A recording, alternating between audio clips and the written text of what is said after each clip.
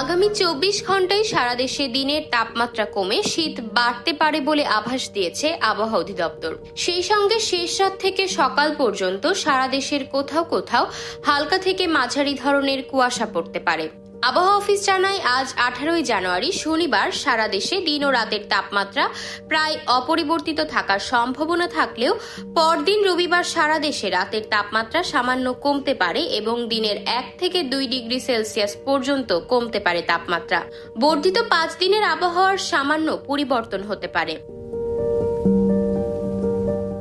শুক্রবার 17 জানুয়ারি সকাল 9টা থেকে পরবর্তী 72 ঘন্টার জন্য দেওয়া এই পূর্বাভাসে বলা হয়েছে, আগামী 24 ঘন্টায় সারা দেশে রাতের তাপমাত্রা প্রায় অপরিবর্তিত থাকতে পারে আর দিনের তাপমাত্রা সামান্য কমতে পারে। আগামী 3 দিন অস্থায়ীভাবে আংশিক মেঘলা আকাশ সহ সারা দেশের আবহাওয়া শুষ্ক থাকতে পারে।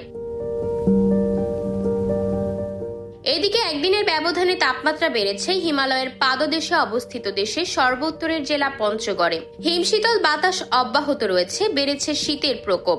শনিবার সকাল 6টায় তেঁতুলিয়ায় তাপমাত্রা রেকর্ড করা হয়েছে 12.3 ডিগ্রি সেলসিয়াস। তেঁতুলিয়া আবহাওয়া পর্যবেক্ষণাগার সূত্রে জানা যায়, গত 3 দিন জেলার উপর দিয়ে মৃদু শৈত্যপ্রবাহ বয়ে গেছে। তবে শুক্রবার শৈত্যপ্রবাহ কেটে গেছে। শৈত্যপ্রবাহ না থাকলেও জেলার উপর দিয়ে উত্তরের হিমশীতল বাতাস বয়ে যাচ্ছে।